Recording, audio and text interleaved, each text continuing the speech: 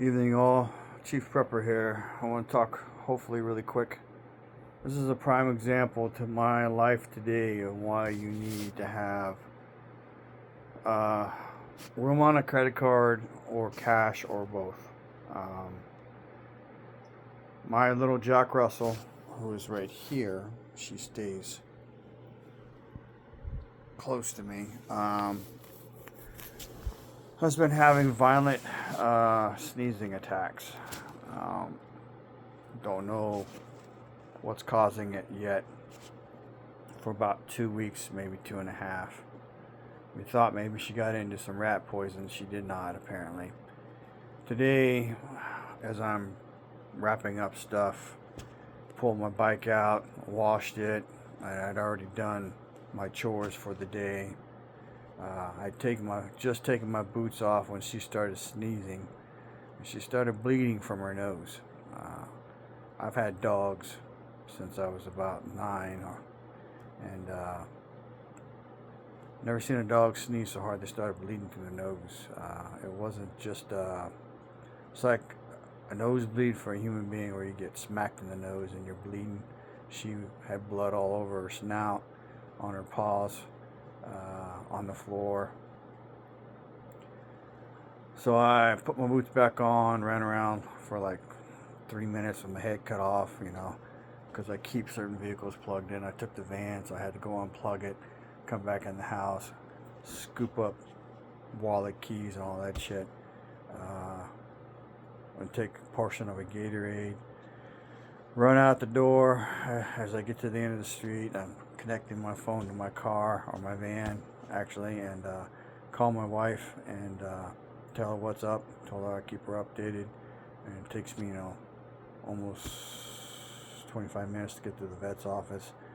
Get in there, tell them what's up, and I have to be a walk-in. So there were 4 pets in front of me, 4 or 5, and then 2 that had appointments that came in and got seen. So 2 hours later, I went to the back, saw the vet. She came in, recommended a blood test. She said she could do partial panel or full panel, so you can do a full panel. And then she said that there's a possibility that it might be a tick-borne disease, and she could have been bit by the tick years ago, and it's just not manifesting. She said she's actually seen that. So we ran the blood test. Her blood panel was healthy, except that she had elevated white blood cell count, and she was running a small fever, and then negative for the tick-borne disease. So we talked to her some more, and then she irritated me, and then I irritated her, and then we agreed on the treatment plan.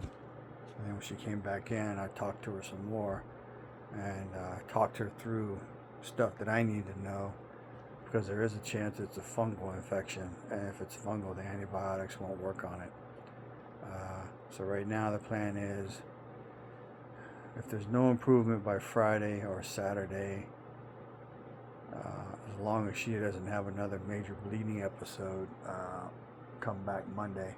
And then Sunday night I have to fast her. No food after 8, water's okay. And then go in early Monday morning. And the reason for that is, in order for them to get a good x-ray picture of her, they have to open her mouth, and they have to sedate her. And she said if it comes to that while she's sedated, they will go ahead and flush her nasal cavity to see if there's something in it. She thinks, based on the blood work, that it's probably not fungal, but she won't know for sure until we see if the antibiotics work. Because if you don't know, antibiotics don't work on fungus, and neither does alcohol. So, having said all that, 2 blood tests, 3 medications, 3.5 hours was $488. So that's a dog bill. If you're a human and you got insurance, then you're going to pay co-pays. So I had room on my card. I have plenty of room. But That's an example of why you need to have money set aside, not counting trees falling on fences, major appliances going out. If you haven't priced fridges and freezers, or stove and range tops, they're easily $2,500. That's the mid-range option. That's not the ones with all the bells and whistles. Hot water heater can easily be $1,500 to $2,000 if you pay someone to replace it. What else? Car repairs, tires. All right. So you need to, and I know it's super tight. Things are not going to free up, if they free up, until possibly this time next year, after Trump gets in office, assuming that happens, and after some of his policies take effect, and we start feeling the change. So please be mindful of that. And you may only be able to put away $5 or $10 a month, or every 2 weeks, or every week. But I encourage you to do it, and guard that shit like you would Fort Knox, so to speak. It would be your little Fort Knox. So needless to say, my day did not go as planned.